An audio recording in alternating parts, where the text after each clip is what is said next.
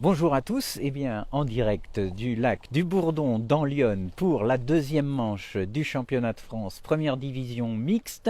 Vous voyez que la météo a beaucoup changé depuis hier. Hier on avait un beau ciel bleu, il n'y avait quasiment pas un poil de vent à la surface, c'était une mer d'huile on va dire. Aujourd'hui le ciel est très couvert, il y a des averses depuis, ça a commencé pendant la nuit, là il y a une petite accalmie mais enfin il pleut quand même pas mal.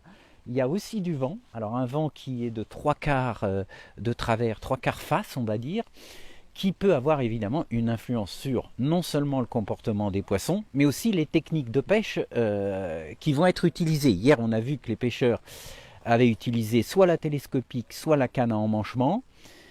Si on analyse d'un peu plus près les résultats, on va le faire pendant toute la journée de cette première manche, on se rend compte que ceux qui ont pêché à la télescopique, finalement, ça n'a pas été payant.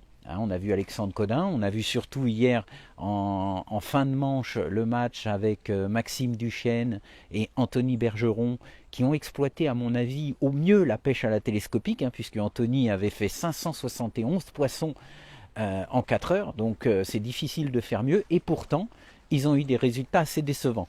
Donc je dirais que hier, finalement, ceux qui ont choisi la télescopique, ça n'a pas été le bon choix.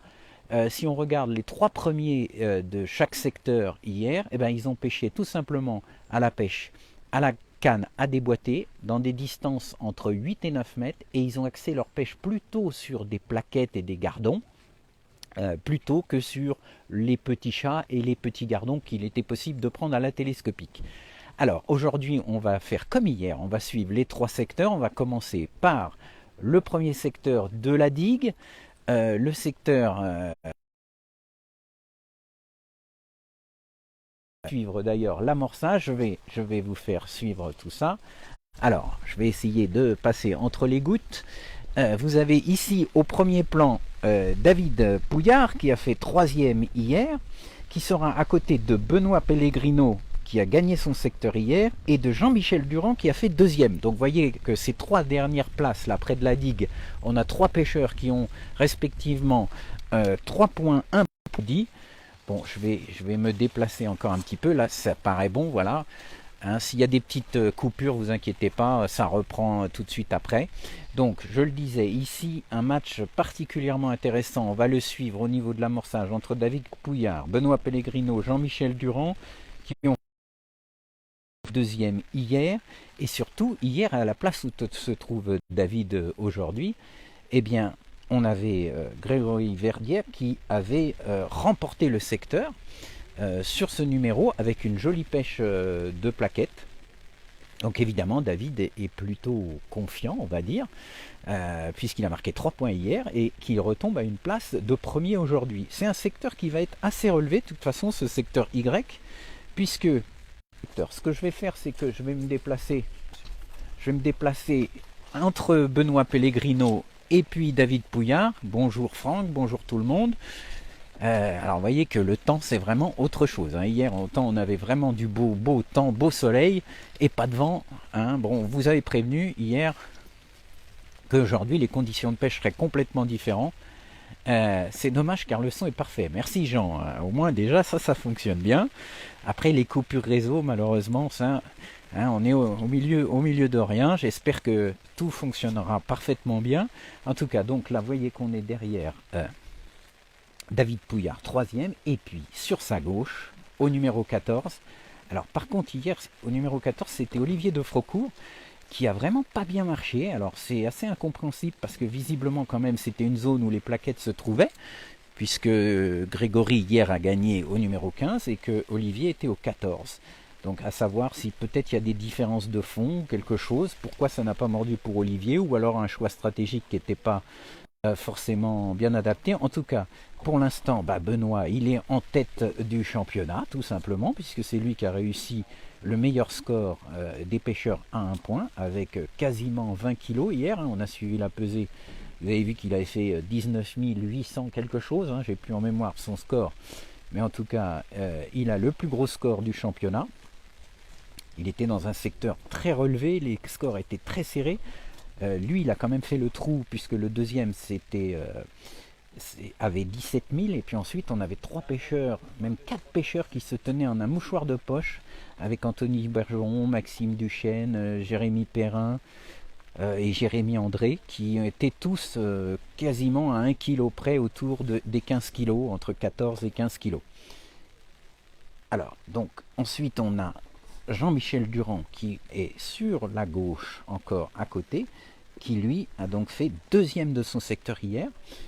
Il a fait une très belle pêche par exemple de plaquettes aussi, à une place assez difficile, il a bien battu ses voisins. Donc ici on va avoir vraiment un très très beau match. Donc je me suis dit on va pas aller très loin. Dès qu'on est arrivé, on est arrivé tout de suite ici, on s'est dit on va se mettre là et on va vous faire vivre l'amorçage.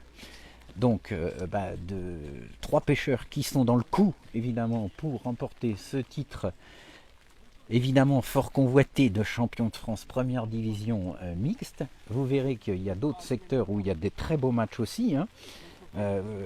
En particulier le tout dernier secteur où on finira aujourd'hui la manche, on fera comme hier, c'est-à-dire qu'on commence par ce secteur Y, ensuite on ira à la mi-temps dans le secteur Z qui est le secteur du milieu, et puis on terminera par le secteur X, et vous verrez que dans le secteur X il y a de très beaux matchs également, avec 3 pêcheurs exactement comme ici qui sont à la lutte pour le titre, qui sont côte à côte. En tout cas, ce secteur Y, il est aussi très relevé, hein. Il faut voir que sur les 15 pêcheurs, il y en a 6 qui ont 5 points et moins. Donc c'est le secteur, si on regarde les résultats de la première manche, le plus relevé, donc avec 6 pêcheurs qui sont à 5 points et moins après, à l'issue de la première manche, et seulement 4 pêcheurs à plus de 10 points. Donc c'est le secteur a priori le plus relevé jusque maintenant. Joli temps, Jackie, oui, oui. C'est pas du tout les mêmes conditions météo qu'hier, hein. Ça, hier j'ai pu faire des belles images avec du ciel bleu, les nuages qui se reflétaient sur la surface de l'eau. Là, vous voyez qu'aujourd'hui, c'est pas la même chose. Et puis on nous annonce la même météo toute la journée. Alors ça va être intéressant à voir si ça a une influence sur non seulement le comportement du poisson, est-ce que les poissons par exemple avec ce vent de face vont avoir tendance à se rapprocher du bord ou pas. C'est possible, hein. En général quand vous avez un vent de face c'est plutôt bon signe. Vaut mieux en général pêcher côté berge face au vent plutôt que d'avoir le vent dans le dos. Donc là on est vraiment dans cette configuration. Après ce vent de face forcément ça va limiter la pêche à la télescopique. Parce que même si vous pêchez lourd, la bannière elle va pousser le flotteur vers le bord. Donc en général on ne pêche pas trop à la télescopique quand on a un vent de face. Éventuellement un vent de travers ça peut passer, un vent de dos c'est l'idéal, mais un vent de face c'est vraiment ce qu'il y a de pire pour la télescopique. Merci Jérôme, mais t'inquiète, j'ai le parapluie pour l'instant. Bon, le papier avec les tirages au sort il commence à être bien mouillé. Donc je vais essayer de continuer à le lire avant qu'il tombe en morceaux sous la pluie. Mais je répète pour ceux qui arrivent seulement maintenant, je vois que c'est le nombre de gens connectés commence à grimper rapidement. Donc je rappelle que je suis dans le secteur Y, le secteur de la digue. Vous voyez que la digue elle est ici, elle est à droite du plan d'eau. Donc on est vraiment au bout de ce lac qui fait quand même près de 220 hectares. Et qui nous a tous impressionnés quand même hier au niveau de la densité du poisson, c'est assez fabuleux. Et donc on est donc dans le bout de ce secteur Y au numéro 15, donc ici, je vais vous le montrer. Vous avez David Pouillard qui a fait 3e hier de son secteur. À côté, vous avez l'actuel leader de ce championnat de France qui est Benoît Pellegrino qui a fait le plus gros score hier avec quasiment 20 kg de poisson. À un numéro 9, donc en plein milieu, on va dire, de son secteur. Donc vraiment une belle performance. Donc 1 point hier. Et puis à sa gauche, vous avez Jean-Michel Durand, ici debout sur sa caisse, là-bas, au numéro 13. Donc on va suivre l'amorçage, je pense que c'est assez intéressant. Est-ce que Jean-François est à l'abri? Bah oui, forcément. Jean-François, lui, il s'est mis dans la voiture, là, pour l'instant. Mais bon, il n'est pas très loin, il surveille, il a baissé la vitre, il regarde. Donc on va suivre l'amorçage de David, Benoît et Jean-Michel. On va voir si déjà au niveau des distances de pêche, parce que ça a été un élément quand même important hier, hein, c'est ce que je disais au début, ceux qui ont choisi l'option télescopique hier, finalement c'était pas la meilleure option, loin de là. On a vu Maxime Duchesne, on a vu Anthony Bergeron, on a vu Alexandre Codin, tous pêcher à la télescopique et malheureusement pour eux, bah, ils n'ont pas réussi des très bons résultats. Hein. Alexandre Codin qui est dans ce secteur, la Y, a fait 8e hier. Anthony Bergeron, je crois qu'il a dû faire 6e.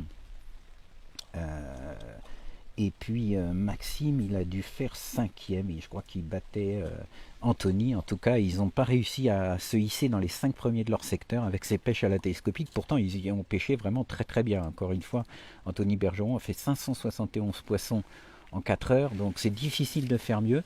Mais les plaquettes ont fait la différence, en particulier dans ce secteur X qu'on a suivi hier, où ça s'est joué beaucoup sur la dernière heure, où les plaquettes sont rentrées, il y avait des séries de poissons qui faisaient 200-300 grammes. Évidemment, ça a permis aux pêcheurs qui avaient choisi cette option de gagner des places très précieuses sur la fin de la manche. Alors, on voit que les cannes sont posées sur les supports, c'est bientôt l'amorçage. Si on compare, là je vois que David a monté une canne à emmanchement. Il n'a pas de canne télescopique. Si vous regardez sur son support de kit, il a uniquement des cannes à emmanchement. À côté, Benoît, lui, il a aussi beaucoup de cannes à emmanchement. Alors, il a quand même monté 2 petites télescopiques là, et puis des petites lignes également. Vraiment pour pêcher très court là, parce que les 2 petites lignes que vous voyez au premier plan, elles sont réglées avec vraiment très peu de fond, donc je pense que c'est pour pêcher au cas où si les poissons vraiment rentrent très très près du bord. Et puis donc vous avez 2 télescopiques qui doivent faire dans les 3,50 m, 4 mètres maximum. Et puis ensuite, bah, tous les kits pour pêcher en emmanchement. Je pense quand même qu'aujourd'hui, ça devrait aussi être la technique la plus efficace avec compte tenu de ce vent de face. Après, c'est vrai qu'avec un vent de face, les poissons peuvent rentrer très près du bord. Hein. Lors des entraînements, il y a eu des pêcheurs qui ont pêché à 3 mètres du bord et qui faisaient vraiment beaucoup de poissons. Mais il va falloir voir si les plaquettes sont aussi déterminantes qu'hier. Parce que franchement, hier, c'était le poisson qui permettait de se hisser dans les 3 premiers de son secteur. Il n'y a pas eu de pêcheur qui a terminé dans les 3 premiers de son secteur, qui n'avait pas vraiment de plaquettes, même si David a fait beaucoup de gardons en fait. Hein. Si vous vous souvenez, si vous avez regardé la pesée du secteur X hier, vous avez vu que David Pouillard, qui est ici à l'aile, a fait quand même une pêche principalement de gardons, avec des beaux gardons. Hein. Il y a des gardons qui font 100-200 grammes ici hein, sur ce parcours. Parcours vraiment exceptionnel au niveau des scores. Hein. Hier, le secteur X, les derniers avaient 9000 points, hein, et c'était les derniers de chaque secteur. Voilà. Alors, c'est l'amorçage, donc c'est parti. On va commencer donc par regarder le leader du championnat de France, pour l'instant après une manche, Benoît Pellegrino. Donc, amorçage à la canne, à la main, amorçage relativement massif au départ. Vous voyez, il est à quoi? Il est à 7-8 mètres. Il me semble que... Alors, la différence, si on regarde, c'est que vous voyez que David pêche plus loin. Hein. David amorce à sûrement 9-10 mètres, alors qu'on est plutôt sur 7-8 mètres pour Benoît. Là, je vous montre la différence. Vous voyez qu'il y a vraiment une différence. Je vais même me reculer, comme ça vous allez mieux voir encore les distances de pêche. Ah bah, ils ont fini exactement en même temps l'amorçage. Ils sont synchrones. Est-ce qu'il va y avoir l'amorçage d'un deuxième coup? Oui, voilà. Donc, David Pouillard, lui, va faire un deuxième amorçage, donc plus court, vous voyez. Pareil, avec de l'amorce. Alors, l'amorce est plus lourde, plus serrée, sans doute avec plus de terre. C'est assez logique, si vous voulez, dans le sens où je pense qu'il estime qu'il aura à pêcher en bordure plutôt un peu plus tard, pendant la manche, et pas tout de suite. Alors, voyons de l'autre côté si Benoît, lui, il a fait... Ah si, il va, là maintenant, il sort la canne de 13 mètres. Il va faire un deuxième amorçage plus long. Donc, en fait, il procède de manière un petit peu différente. On a vu que pour David, il a amorcé au large puis au bord, alors que pour Benoît, il a amorcé plutôt au bord et ensuite au large. Est-ce que ça fait une différence? On verra. À mon avis, pas grand-chose. c'est parti. Amorce peut-être un peu plus claire pour Benoît, pour la pêche au large. Hein. On est sur une amorce type étang. Vous voyez quand même que les amorces sont relativement lourdes pour voir qu'il n'y a pas un fond important hein, sur ce parcours. En tout cas avec le niveau d'eau qu'il y a actuellement, puisqu'on peut voir sur les berges quand même que le niveau d'eau est assez bas hein, après l'été qu'on a eu. Si je vous montre un peu ici, vous voyez derrière les pêcheurs, toute cette zone de gravier normalement c'est de l'eau. Hein. Donc le niveau de l'eau est quand même au moins 1 mètre, 1 mètre 50 plus bas que la normale. Mais il pêche environ avec 1 mètre de fond et des flotteurs. Alors des flotteurs relativement lourds pour certains. Hein. Hier on a vu que Damien Lemdani a remporté son secteur exactement comme je l'avais dit quand j'étais derrière lui, c'est-à-dire avec un flotteur lourd, un flotteur de 2 grammes. Et puis la fameuse double charge très utilisée par les pêcheurs anglais qui consiste à mettre une olivette et puis ensuite 3 plombs numéro 6 au niveau du raccord avec le bas de ligne. Donc il ne faut pas hésiter à pêcher lourd. Je pense qu'hier il y a certains pêcheurs qui ont pêché peut-être un petit peu trop léger. Hein, il y a une telle densité de poissons en plus que si vous voulez quand même sélectionner les plaquettes, il ne faut pas hésiter à pêcher trop léger. Alors là, vous voyez que Benoît est en train maintenant de compléter son amorçage à 13 mètres qu'il a fait à la main avec la coupelle. Donc là, il est en train, comme je l'ai déjà expliqué hier, de concentrer ses éches sur son tapis d'amorce. Donc en fait, il met là une double terre sans aucun doute avec du fouillis, peut-être même un peu d'èche pure à l'intérieur. On a vu qu'hier, Didier Delannoy mettait pas mal d'èche pure. Non, donc c'est une double terre tout simplement avec beaucoup de fouillis. Donc je rappelle pour ceux qui connaissent pas forcément ce que c'est que de la double terre, comme son nom l'indique, c'est un mélange de 2 types de terre, en fait soit une terre de rivière, soit une terre de somme, qui est recollée avec de la bentonite, hein, qui est une argile grise très collante, sèche, qu'on mélange en fait avec la terre et qu'on mélange avec un batteur électrique tout en pulvérisant un petit peu d'eau jusqu'à obtenir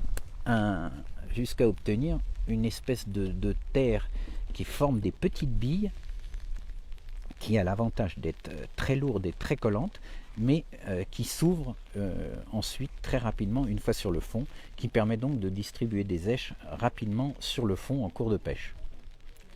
L'avantage c'est évidemment d'avoir cette terre lourde et collante qui évite d'avoir des petites éches qui vont se disperser entre 2 eaux et qui pourraient attirer les plus petits poissons.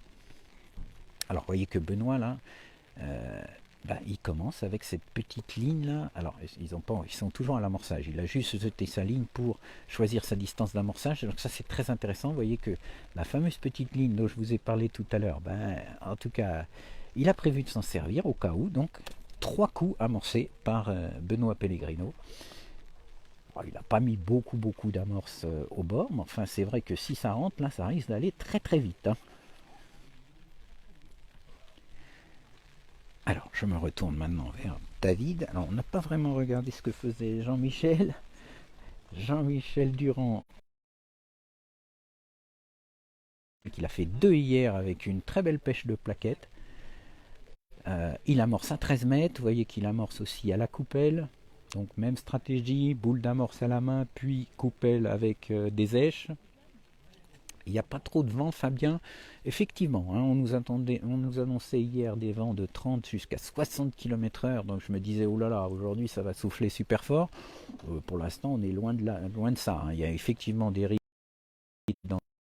Rappel a fait, voilà. Donc ça revient. J'espère que vous n'avez pas eu de coupure de votre côté. Bien, qui est très appliqué.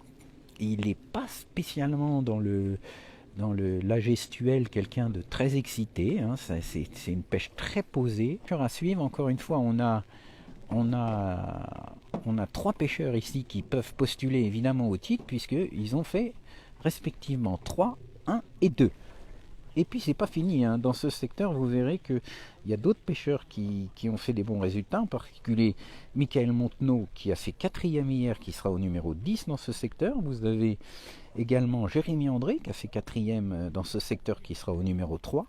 Il sera d'ailleurs à côté d'un de ses collègues de l'équipe de France, Alexandre Codin, qui sera au numéro 4. Vous avez Stéphane Potelet qui sera au numéro 6, Michael Bourseau au numéro 8, Éric Faucillon au numéro 9, Michael Montenot au numéro 10, Pierre-Louis Renaud au numéro 11. Donc je vous ai dit, c'est un secteur qui est particulièrement relevé, avec 6 pêcheurs qui sont à 5 points et moins à l'issue de cette première manche. Alors, il y a des coupures. Bon, là pour l'instant, tout fonctionne. Je vous dis, il y a des coupures, mais elles sont relativement courtes, hein. C'est lié au réseau. Donc restez connectés, en général ça dure pas trop longtemps les coupures visiblement. Là on essaye déjà de passer entre les gouttes, là ça va être le début de la manche, hein, 10 minutes d'amorçage, je le rappelle. Donc des manches de 4 heures, 3 manches de 4 heures, 3 secteurs de 15 pêcheurs. Les 3 secteurs étant séparés, on a des véritables ailes, mais un tirage avec des grilles, donc ça évite que évidemment un pêcheur ait 3 fois une aile, ce qui serait un avantage assez important, même si hier on a vu par exemple dans le secteur X qu'il fallait surtout éviter les ailes, puisque finalement malheureusement les 2 pêcheurs aux ailes ont fait dernier et pas avant-dernier, mais avant-avant-dernier. Donc vous voyez que ça a été quand même particulièrement difficile aux ailes sur les secteurs X. C'est un peu souvent ça quand vous avez des parcours très poissonneux comme ça. Le problème des ailes, c'est que vous avez du mal à trier la taille des poissons. Donc les plaquettes ont eu plutôt tendance à rentrer dans le milieu du secteur, et sur les bords, c'était beaucoup de petits poissons. Les pêcheurs avaient beaucoup de touches, mais ils avaient du mal à trier les plus beaux poissons. Vous voyez qu'une aile, des fois, en plan d'eau, en tout cas en rivière, c'est un peu différent, mais en plan d'eau, ça peut être assez difficile à gérer, paradoxalement. Et je rappelle d'ailleurs que pour ce qui est de Benoît Pellegrino, qu'on voit ici au premier plan en action, il a remporté le secteur au numéro 9. Alors, il attaque sur son coup à mi-distance. Même chose derrière pour David Pouillard. Mais le coup de David Pouillard à mi-distance est un peu plus long, hein. Et voilà, le premier poisson c'est pour David. C'est un tout petit gardon. Donc on va suivre un petit peu le début de manche avec ces 3 pêcheurs, hein. On va suivre également Jean-Michel Durand qui sera sur la gauche. Vous voyez que les conditions météo quand même sacrément changé, elles devraient être les mêmes toute la journée, peut-être un petit peu mieux en fin de manche. Un joli gardon tout de suite pour David maintenant. Pour l'instant, pour Benoît, ça commence plus lentement, hein. Il a choisi une option de pêche un petit peu plus courte. Ah, il y a des supporters de David, je vois. Jean-Marc, les ch'tis, ça vous dérange pas cette météo? Oui, les ch'tis, ils sont en nombre, hein, puisque je l'ai dit hier. Les Hauts-de-France sont ceux qui sont le plus représentés. Je crois qu'il y avait une bonne, sur les 45, plus d'une dizaine. Je crois qu'il y avait 14 pêcheurs des Hauts-de-France sur les 45. Donc autant dire que les Hauts-de-France sont en majorité sur ce championnat. Bon, alors là, il pleut de plus en plus, hein, ça commence vraiment à pleuvoir pas mal. Mais je vais essayer de rester comme ça. Alors je peux pas trop utiliser le parapluie parce que sinon vous n'allez plus rien voir. Puis en plus ça risque de faire des coupures. Donc je me sacrifie pour vous là sous la flotte. Alors, vous voyez que Benoît, il a changé tout de suite de distance de pêche, hein. C'est ça les champions, ils insistent pas. Ici, il faut surtout pas insister. Si vous voyez que vous avez un rythme de touche qui est pas trop élevé, c'est qu'il y a quelque chose qui va pas. Il faut tout de suite changer de distance de pêche. C'est pour ça que David a amorcé 2 distances. On a vu que Benoît, lui, il a amorcé carrément 3 distances avec ce coup vraiment dans les pieds à 3 mètres. 3 mètres devant lui, hein, juste derrière la bourriche. Ce serait intéressant de voir si ça va marcher au cours de la manche. Évidemment, ça ne va pas marcher tout de suite, mais je pense qu'il s'est dit avec ce vent de face, il peut y avoir du poisson qui rentre très près du bord. Ça peut être intéressant. Alors, il y a des supporters de Jean-Michel. Alors, je vais me tourner légèrement vers Jean-Michel Durand, qui, je rappelle, a fait 2e hier et vraiment avec une très très belle pêche. Alors, pêcheur, alors là il y a un peu de dos, on peut pas vraiment le voir, mais c'est un pêcheur vraiment très appliqué. Hier il a fait une démonstration sur les pêches de plaquettes. Vraiment, il m'a impressionné par son calme, presque son flegme britannique. Donc là, il y a la météo qui va bien. Ah, joli gardon ici pour Benoît. Benoît Pellegrino, je pense qu'il a bien fait de changer tout de suite de distance de pêche. Hein, c'est un pêcheur très expérimenté. Hein, je l'ai dit, il revient maintenant en première nationale, mais c'est un pêcheur qui a pêché en équipe nationale. Il a fait beaucoup de matchs internationaux. C'est un pêcheur très très expérimenté.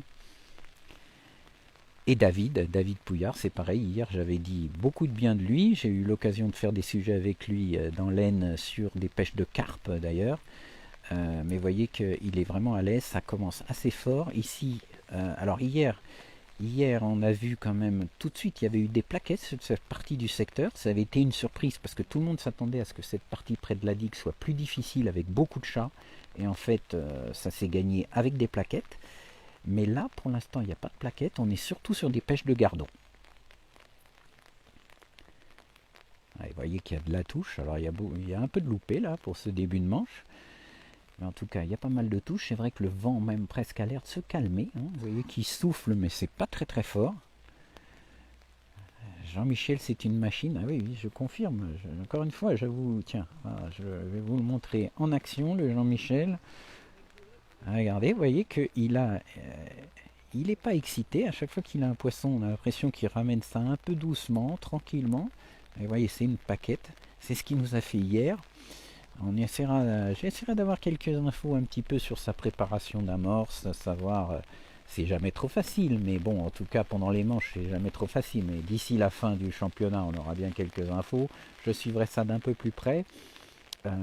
Parce que hier il a fait la différence vraiment sur les plaquettes. Naël Play, alors Naël Play, ben, il est juste à côté. Je vois que vous avez l'œil. Naël Play, il est au numéro 12, juste à côté de Jean-Michel. Alors hier par contre ça a été plus difficile pour lui. Il a fait 13e. Pas mal de gauchers. Ah oui, c'est vrai, ça tient. Belle remarque, Christophe, j'avais pas remarqué. C'est vrai que là on a 3 gauchers. On a 3 gauchers côte à côte, c'est pas si fréquent. Comme quoi, hein, dans les sports, on dit souvent que les gauchers sont talentueux. Bah, visiblement, à la pêche, c'est le cas aussi. Puisque David est gaucher, Benoît est gaucher, et Jean-Michel aussi. Là, encore un joli gardon pour lui. Il a l'air de bien démarrer également. Pas de grosse différence. Encore une fois, la taille des poissons va être déterminante. Hein. Hier, on a vu que ça a vraiment beaucoup joué, et ce qui a pénalisé tous ceux qui ont voulu insister trop longtemps sur la pêche à la télescopique. Alors, on va continuer à se déplacer. Maintenant, on va suivre ce secteur. Donc, on a Naël Play au numéro 12. Donc, Naël, lui, il a fait 13 points hier. Donc, là, aujourd'hui, c'est une manche assez importante pour lui s'il veut conserver sa place en première nationale. Hein, puisque avec 13 points à la première manche, il peut dire adieu, on va dire, au titre. Donc maintenant, il va falloir qu'il commence à penser au maintien en première nationale, hein, déjà, dès la deuxième manche. Ensuite, on a Pierre-Louis Renaud, qui lui aussi a fait 13e hier. Alors malheureusement pour lui, c'est ce qu'on a dit, il était dans le secteur X à l'aile. Et malheureusement, le secteur X, pardon, là j'ai le parapluie qui fait tomber un peu d'eau. Vous voyez que ça tombe vraiment pas mal. Donc Pierre-Louis Renaud, malheureusement, il était à l'aile dans ce secteur X, et le secteur X, il fallait surtout éviter les ailes. C'est quand même dans le milieu qu'il y a eu des plaquettes. Même sur les avant-ailes et tout ça, c'était difficile de sélectionner la taille des poissons. Beaucoup de petits poissons. Donc Pierre-Louis Renaud, 13e hier. En revanche, à côté, au numéro 10, on a Michael Montenot, qui lui a fait 4e. Donc là, c'est une manche assez importante pour lui, puisqu'il est au numéro 10.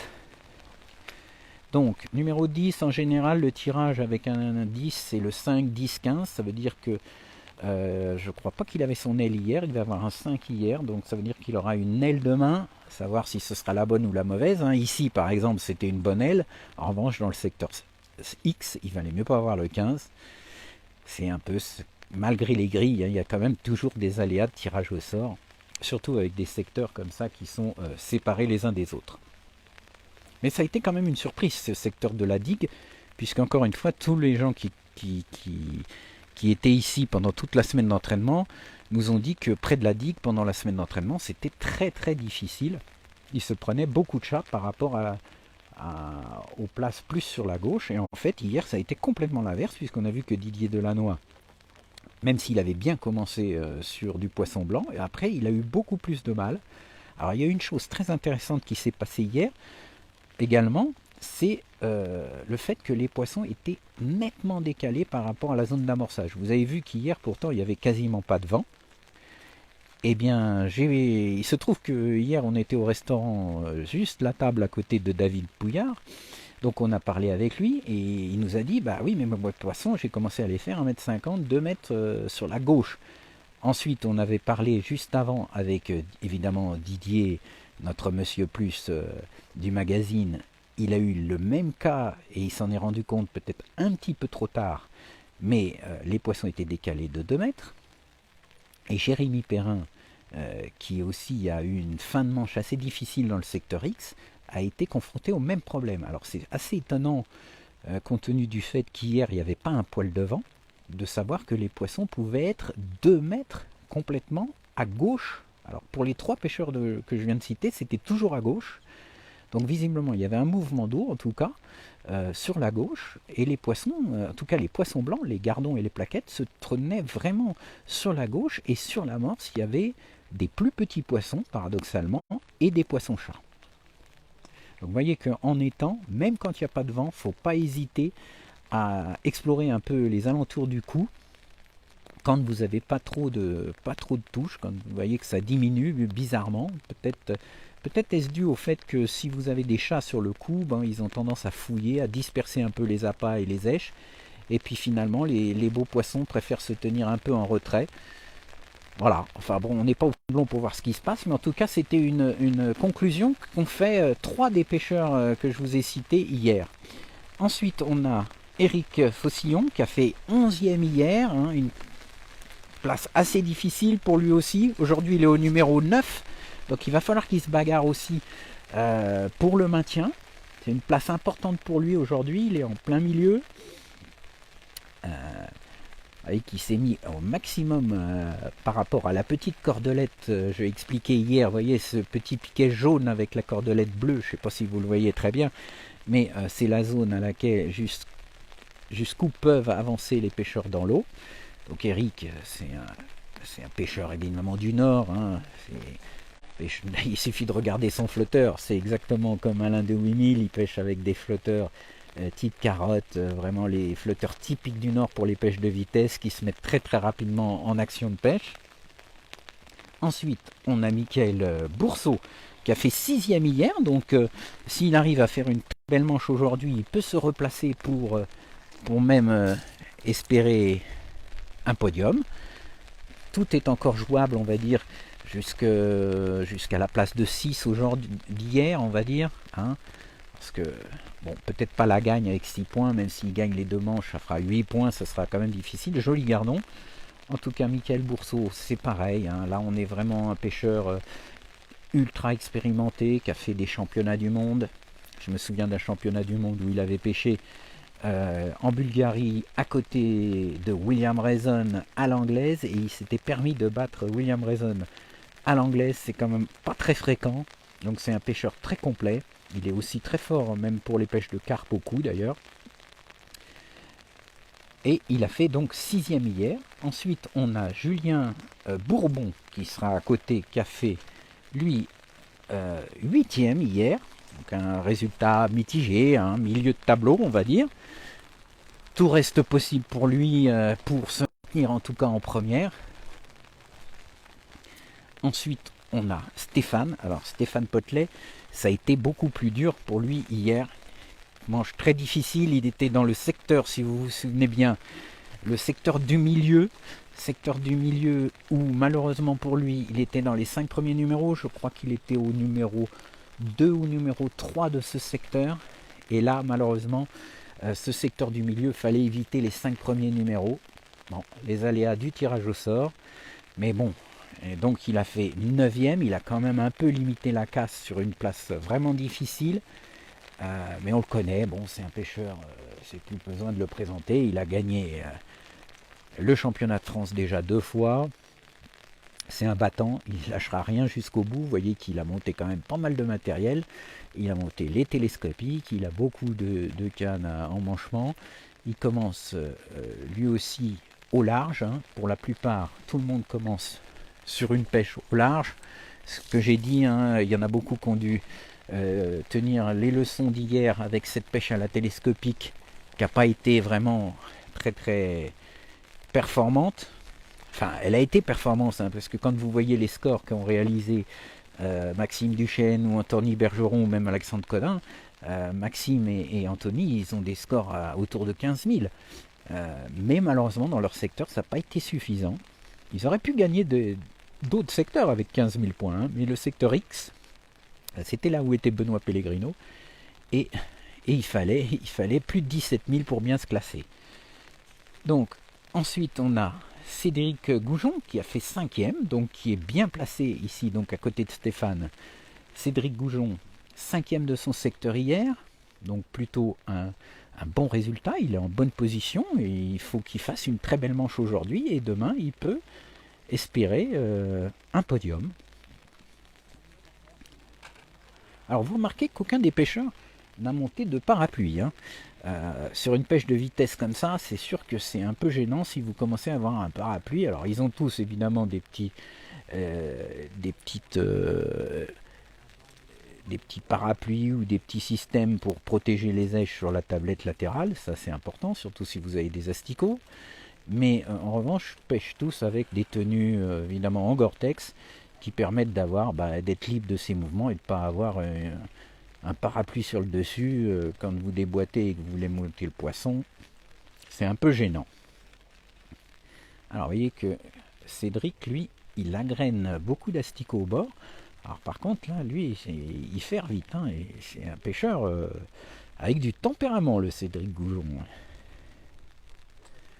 Donc, il agrène des asticots à la main, vous voyez, à courte distance. Hein, à la main, il va être à 4-5 mètres. Hein, quand on agrène des asticots, surtout avec ce vent de face, c'est un peu plus difficile. Donc, c'est-à-dire il les agrène à 4-5 mètres maximum. Et puis il pêche derrière. La pêche qui a été la plus efficace hier, c'est-à-dire autour des 8 mètres à déboîter. Ensuite, on a Alexandre Codin qui va être donc tout de suite sur la gauche au numéro 4. Alors pour Alexandre, il a fait donc 8e hier. On avait vu qu'il avait très bien démarré quand même avec sa pêche à la télescopique. Mais comme tous les pêcheurs qui ont pratiqué à la télescopique, en fait ils se sont un peu enflammés sur le rythme des touches, sur le nombre de prises, en se disant bon bah ok, j'ai un peu moins de poissons, j'ai beaucoup de poissons en plus. Ah là il y a un joli poisson quand même là, ça attire bien. Alors c'est peut-être bien une perche parce que a priori il y a des jolies perches quand même sur ce parcours. Aux entraînements il y en a eu jusqu'à 1 kg de prise. Non, ou alors c'est... Non, c'est simplement... Non, c'est un gros chat, dis donc. Ouais, on n'a pas vu beaucoup des chats comme ça. Un très gros chat. Donc lui, vous voyez qu'aujourd'hui, il y a encore de télescopique, personne n'utilise ça. Ensuite, on a un de ses collègues de l'équipe de France, avec Jérémy André. Jérémy André qui a fait 4e hier, hein, il continue sa belle saison, puisque je rappelle qu'il a fait la meilleure performance française au dernier championnat du monde, donc c'est une année où il marque des points en tout cas sur le circuit national et international. Vous voyez que là il fait une pêche relativement courte, hein. Là il doit être à 7 mètres maximum, il agrène aussi des asticots. Alors, est-ce que la taille des poissons sera suffisante? Encore une fois, hier, la pêche à la télescopique, ça a été le continu parce que je vois qu'ici, ça passe pas si bien au niveau du réseau. Donc je vais me redécaler ici. On est encore avec Jérémy Perrin qui a fait 7e. Il était très déçu hier avec Gérard qui l'accompagne, vous voyez, de sa performance, parce que il a eu, alors lui, il était à côté de Maxime et d'Anthony, il avait décidé de pêcher à déboîter, comme il le fait aujourd'hui. Il a peut-être vraiment beaucoup misé sur les plaquettes, peut-être un peu trop, à l'inverse de Maxime et Anthony qui ont trop misé sur la télescopique et les petits poissons. Jérémy m'a dit à la fin, écoute, je pense que j'ai un peu trop misé sur les plaquettes. Il a amorcé avec énormément de terre, 90% de terre, et malheureusement du coup il a fait peu de gardons, il a eu des trous quand il y avait ses plaquettes, et pendant ces trous, malheureusement il prenait quasiment pas de gardons ni de chat pour venir quand même remplir sa bourriche. C'est-à-dire que vous ne pouvez pas miser exclusivement sur les plaquettes. Hier, il fallait absolument des plaquettes, mais vous ne pouviez pas dire je vais pêcher que les plaquettes. Il faut des plaquettes, il faut des séries, elles ne sont pas là tout le temps. Vous faites souvent des séries de 5, 6, 7 plaquettes d'affilée, mais entre ces séries de plaquettes, il faut évidemment continuer à prendre du poisson, en particulier ces gardons qui ne sont pas vilains. Hein. Les gardons, il y a des poissons qui font entre 50 et 100, 150 grammes.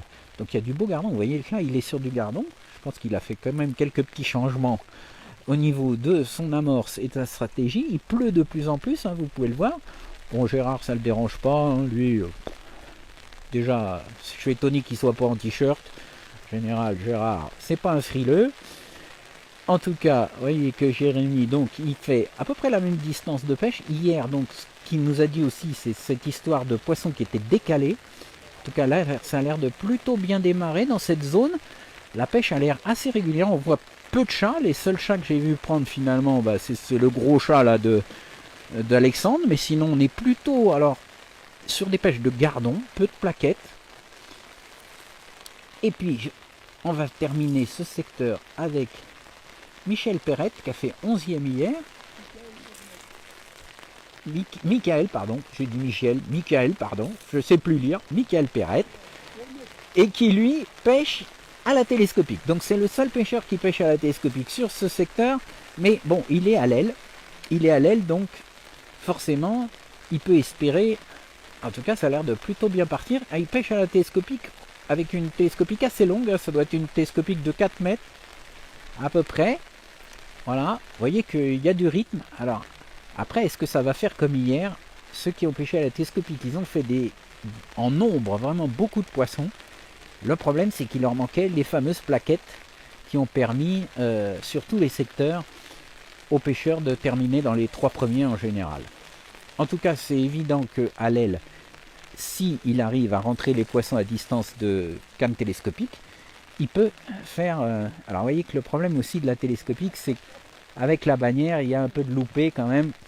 Surtout aujourd'hui avec cette pluie et ce vent, même si le vent a l'air de se calmer un peu, si le vent se calme un peu et qu'il continue sur ce rythme, il peut espérer effectivement faire... En tout cas, c'est le seul qui a choisi cette stratégie de pêche. Et donc, je vous montre encore une fois ce secteur sous la pluie. Et puis, on va tranquillement se diriger vers la voiture. Je vais sécher un petit peu les affaires. Bonjour Gérard.